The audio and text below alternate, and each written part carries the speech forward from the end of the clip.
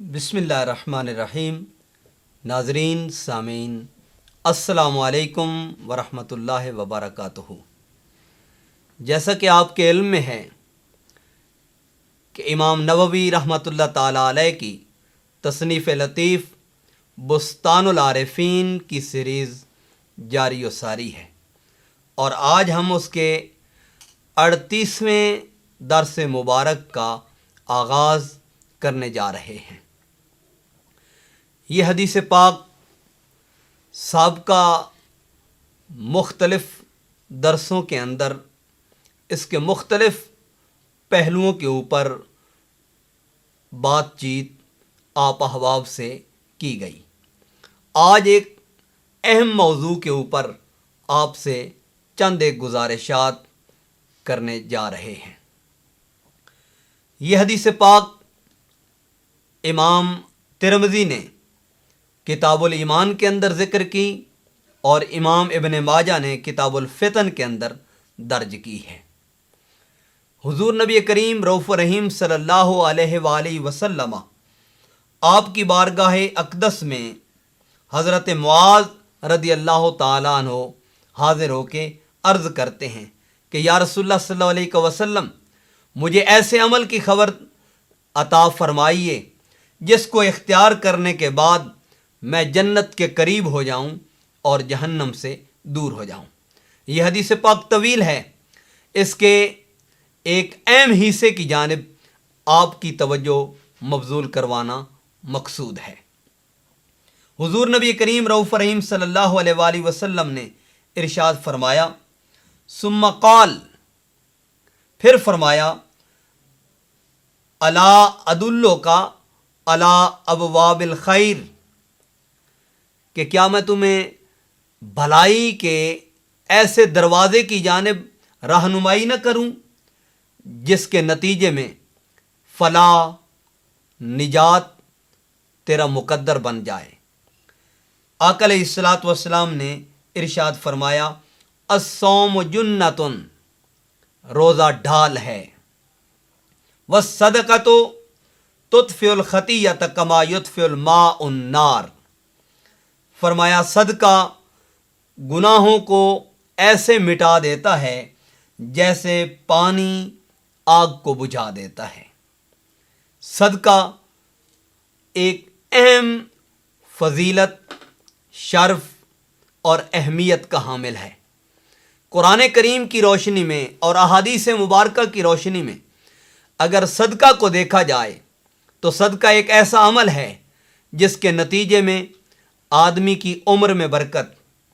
آدمی کے رزق میں برکت، آدمی کے کردار کو نکھار دیتا ہے، آدمی کے رویوں کو سدھار دیتا ہے، اور آدمی کی زندگی کو کامیاب ترین زندگی بنا دیتا ہے۔ آئیے اس بات کا جائزہ اللہ کے پاک قرآن کتاب اللہ سے دیکھتے ہیں۔ ہمارے سامنے اللہ تبارک و تعالیٰ کے پاک اور مقدس کلام میں ابتداً سورہ بقرہ کی آیت نمبر 263 میں اللہ تبارک و تعالیٰ نے ارشاد فرمایا، یا ایھا الذین آمنوا لا تبطلوا صدقاتکم بالمن والاذی۔ یہ ابتداً ذکر کرنے کا مقصد ہی ہے کہ صدقہ اس کا مقصد محض لوگوں پہ احسان جتلانا نہ ہو، محض لوگوں کو تکلیف دینا نہ ہو، اور محض لوگوں میں اپنی ناموری اور اپنی شہرت مقصود نہ ہو، بلکہ صدقہ کے مقاصد کچھ اور ہیں، اور وہ فقط اور فقط رضا الہی ہے، وہ فقط اور فقط انسانیت کی ہمدردی ہے، اور وہ فقط اور فقط انسانیت کی امداد، معاونت اور تعاون ہے۔ اور آپ جانتے ہیں کہ انسان ظاہراً صدقہ میں اپنے بھائی کی مدد کر رہا ہوتا ہے، اپنے بھائی سے تعاون کا اظہار کر رہا ہوتا ہے، لیکن حقیقت میں وہ اللہ کی مدد، اللہ کی نصرت اور اللہ کی معاونت کا مستحق ٹھہرا دیا جاتا ہے۔ جس طرح سنن ابن ماجہ کی کتاب المقدمہ کے اندر یہ معروف روایت ہے، حضور نبی کریم رؤوف رحیم صلی اللہ علیہ وآلہ وسلم نے ارشاد فرمایا، دام اللہ فی عون عبدہ ما دام العبد فی عون اخی، اللہ اس وقت تک اپنے بندے کی مدد میں رہتا ہے جب تک اس کا بندہ اپنے بھائی کی مدد اور معاونت میں رہتا ہے، لیکن اس کے مقاصد کچھ اور ہیں اور وہ فقط اور فقط رضا الہی ہے۔ ارشاد باری تعالیٰ ہے، اے ایمان والو، اپنے صدقات کو تم باطل نہ کرو، احسان جتلا کر اور تکلیف دے کر۔ ایسا نہ ہو کہ کسی کو صدقہ دیا اور بعد میں تکرار کے ساتھ اس کا اظہار کیا جائے کہ میں نے تو تجھے دیا تھا، میں نے تو تجھے نوازا تھا، میں نے تو تجھ پہ احسان کیا تھا، میں نے تو تجھ پہ عنایت کی تھی۔ تو قرآن پاک میں اللہ نے فرمایا، بالمن والاذا، احسان جتلا کر اور تکلیف دے کر اپنے صدقات کو، اپنی خیرات کو، اپنے عطیات کو تم باطل نہ کرو، تم انہیں ضائع نہ کرو۔ اور صدقہ قرآن کریم کی روشنی میں وہ اہمیت کا حامل ہے جو ظاہراً دیکھنے میں یا ظاہراً دکھنے میں مال کے اندر کمی واقع ہو رہی ہوتی ہے، مال کم ہو رہا ہوتا ہے، لیکن فی الحقیقت اللہ تبارک و تعالی صدقہ دینے والے کے مال میں اضافہ فرما دیتا ہے، اس کے مال کو بڑھا دیتا ہے۔ جس طرح سورہ بقرہ کی آیت نمبر 276 ہے،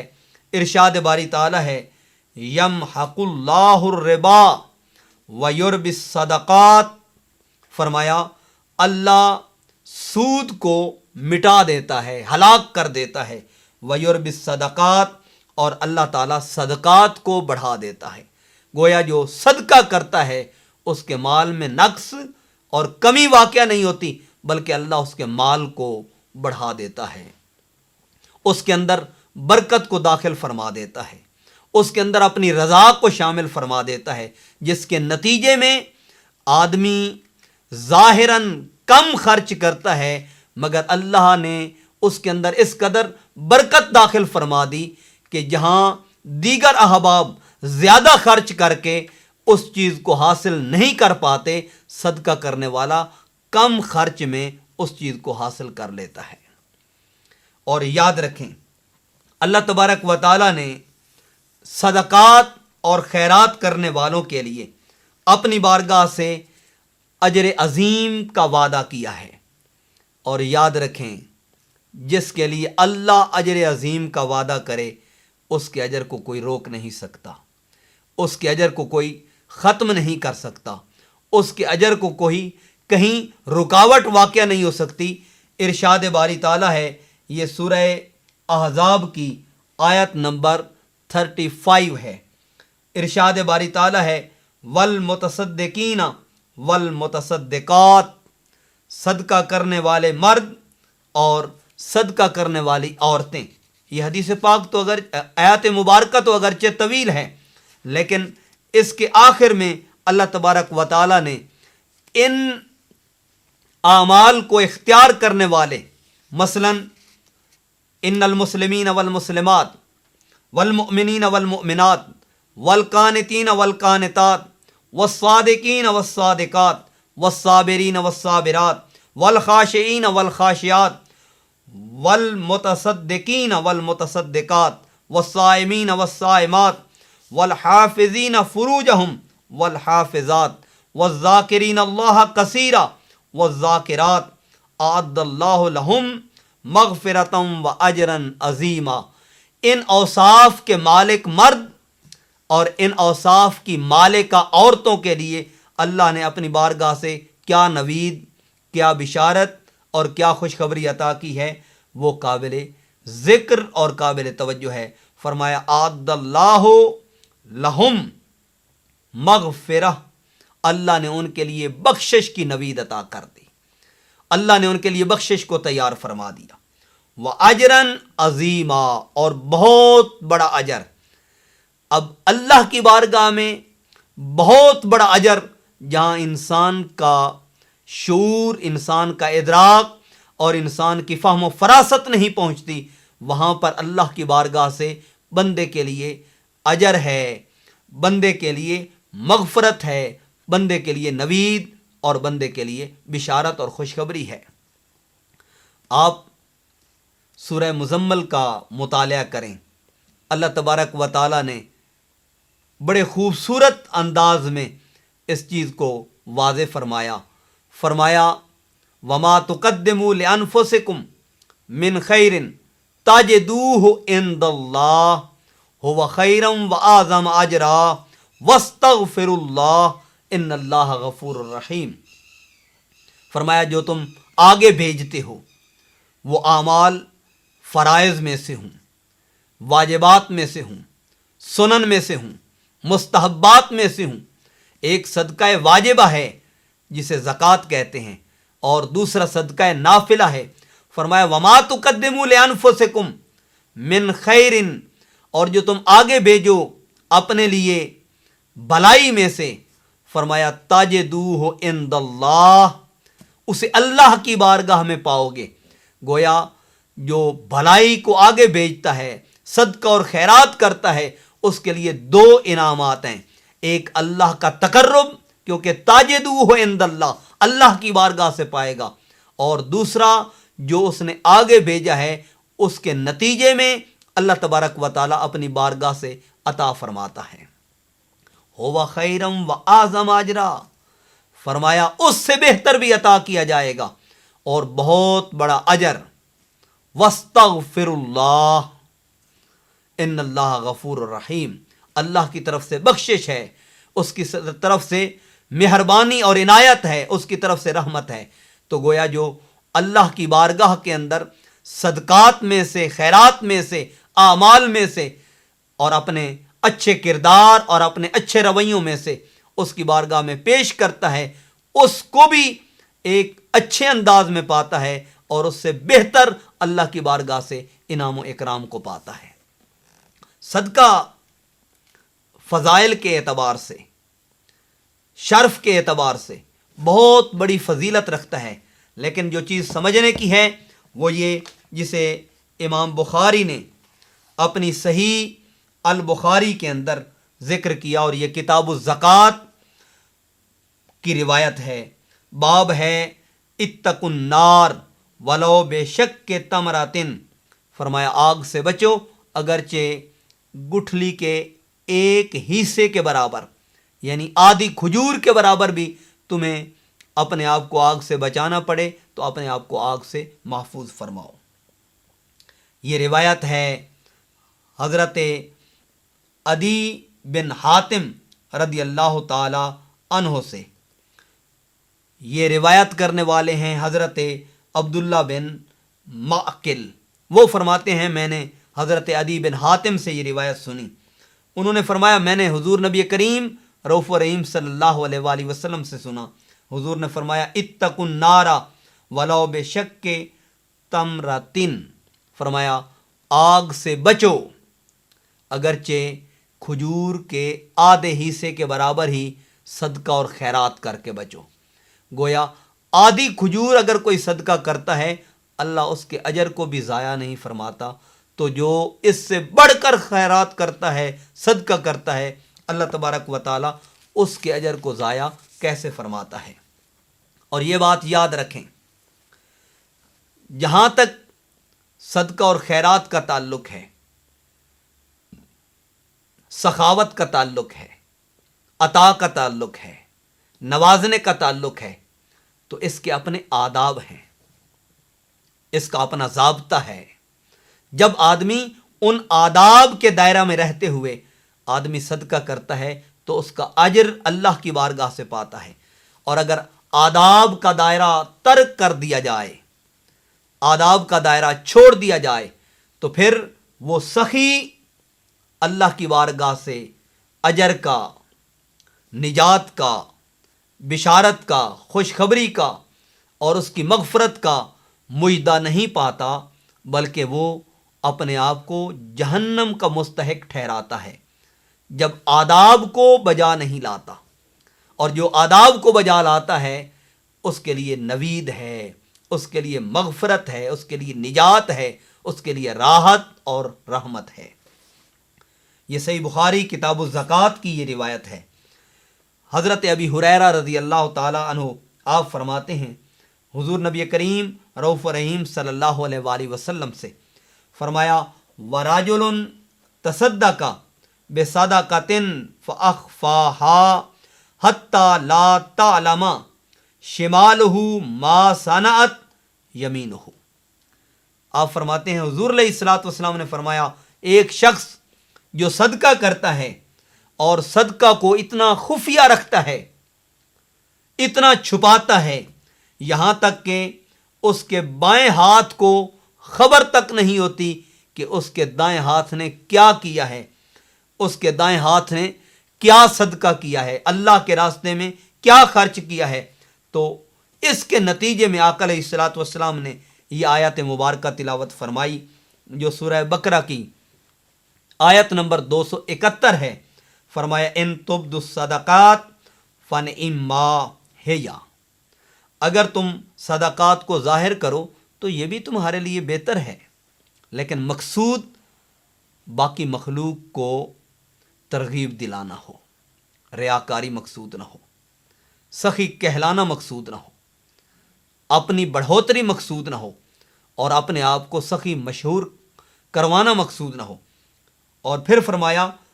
وَإِن تُخْفُوهَا وَتُؤْتُوهَا الْفُقَرَاءَ، اگر اسے مخفی رکھے اور فقراء میں تقسیم کرے تو اللہ نے فرمایا، فَهُوَ خَيْرٌ لَكُمْ، تو یہ تو سب سے بہتر ہے تمہارے لیے۔ تو جو سب سے بہتر چیز ہے اس کے اندر ریا نہ ہو، اس کے اندر تصنع نہ ہو، اس کے اندر بناوٹ نہ ہو۔ جب ریاکاری سے پاک ہو، تصنع سے پاک ہو، بناوٹ سے پاک ہو، تو اس کے لیے نوید، اس کے لیے خوشخبری اور اس کے لیے بشارت ہے۔ آئیے یہی روایت امام ترمذی نے اپنی جامع ترمذی کے اندر ذکر کی ہے کہ یہ گناہوں کا کفارہ کیسے بنتا ہے۔ ارشاد فرمایا حضور نبی کریم علیہ الصلوۃ والسلام نے، اور یہ روایت ہے حضرت قیس بن مسلم سے، اور انہوں نے روایت کی طارق بن شہاب سے حضرت کعب بن عجزہ کے حوالے سے۔ وہ فرماتے ہیں، آقا علیہ الصلوۃ والسلام نے فرمایا، وَالصَّدَقَةُ تُطْفِئُ الْخَطِیَّةَ کَمَا یُطْفِئُ الْمَاءُ النَّارَ، کہ صدقہ گناہوں کو ایسے مٹا دیتا ہے جیسے آگ کو پانی بجھا دیتا ہے۔ تو آگ کو بجھانے کا ذریعہ پانی ہے، تو یہاں آقا دو عالم صلی اللہ علیہ وآلہ وسلم نے کاف تشبیہ ذکر کیا ہے، جس سے یہ مراد لی گئی ہے کہ جیسے پانی آگ کو بجھاتا ہے، صدقہ گناہوں کو مٹاتا ہے، گویا آخرت میں اس کا حصہ اور اس کے لیے ٹھکانہ جہنم نہیں، اس کے لیے نوید اور بشارت جنت کی ہو جاتی ہے۔ اس کے گناہ دھو دیے جاتے ہیں، اس کے گناہوں کو مٹا دیا جاتا ہے، اور اس کی خطاؤں کو مٹا دیا جاتا ہے، اور اس کے گناہوں کو اس کے نامہ اعمال سے دھو دیا جاتا ہے۔ ہمارے پاس یہ سنن ابن ماجہ ہے، جو امام ابن ماجہ رحمۃ اللہ تعالی علیہ القزوینی ان سے مروی ہے، اور انہوں نے یہ حدیث پاک حضرت انس رضی اللہ تعالی عنہ سے روایت کی، اور یہ کتاب الزہد باب الحسد کی روایت ہے۔ آقا علیہ الصلوۃ والسلام نے ارشاد فرمایا، الحسد یاکل الحسنات، کہ حسد یہ نیکیوں کو کھا جاتا ہے، نیکیوں کو نگل جاتا ہے۔ گویا حاسد کے نامہ اعمال میں نیکیاں نہیں رہتی، وہ اپنی نیکیوں کو مٹا بیٹھتا ہے، حالانکہ وہ اپنے شعور میں، اپنے ادراک میں، اپنی سمجھ میں سمجھتا ہے کہ میں نے نیکیوں کے ڈھیر لگا رکھے ہیں، لیکن حسد کے نتیجے میں اس کے نامہ اعمال میں سے نیکیاں مٹا دی جاتی ہیں، نیکیاں ختم کر دی جاتی ہیں، اور وہ نیکیاں حسد کی وجہ سے اپنی نیکیوں کو ختم کر رہا ہے۔ اور آقا علیہ الصلوۃ والسلام نے فرمایا کما تأکل النار الحطب، جس طرح آگ خشک لکڑی کو جلا دیتی ہے، خشک لکڑی ہو اس کو آگ لگائی جائے تو وہ دیکھتے ہی دیکھتے جل جاتی ہے، اسی طرح حسد نیکیوں کو مٹا دیتا ہے۔ اور پھر آقا علیہ الصلوۃ والسلام نے فرمایا وَالصَّدْقَةُ تُطْفِئُ الْخَطِیَّۃَ، صدقہ گناہوں کو، خطاؤں کو، بلاؤں کو رد کر دیتا ہے۔ کما یطفئ الماء النار، جس طرح پانی آگ کو بجھا دیتا ہے۔ اور امام طبرانی نے اسے ذکر کیا، آقا دو عالم صلی اللہ علیہ وآلہ وسلم نے ارشاد فرمایا کہ صدقہ جو مسلمان خفیہ طریقے سے کرتا ہے، آقا علیہ الصلوۃ والسلام نے فرمایا وہ صدقہ گناہوں کو مٹا دیتا ہے، اور بندے کی عمر کے اندر، زندگی کے اندر اس صدقے کی وجہ سے برکت ڈال دی جاتی ہے۔ تو زندگی میں برکت کے حصول کے لیے اور زندگی کو کامیاب بنانے کے لیے اللہ کے راستے میں اس کی رضا کے لیے خیرات کی جائے۔ اس کے دو فائدے ہوں گے، ایک فائدہ اس کی مخلوق کی بھلائی ہوگی، اور اس کا دوسرا فائدہ رضائے الہی ہوگی۔ ہاں، جو چاہتا ہے کہ میں اللہ کی رضا اور خوشنودی کو حاصل کروں تو وہ اس کی مخلوق کے لیے رحیم و کریم بن جائے، اس کی مخلوق کے لیے بھلائی خیر کا سرچشمہ بن جائے، تو اللہ تبارک و تعالی اپنی مخلوق کی بھلائی کے نتیجے میں، اپنی مخلوق کی خیر خواہی کے نتیجے میں اس بندے کا خیر خواہ بن جائے گا، اور جس کا خدا خیر خواہ بن جائے اس کو کوئی بلا، کوئی وبا مٹا نہیں سکتی، اور وہ یقیناً مخلوق میں بھی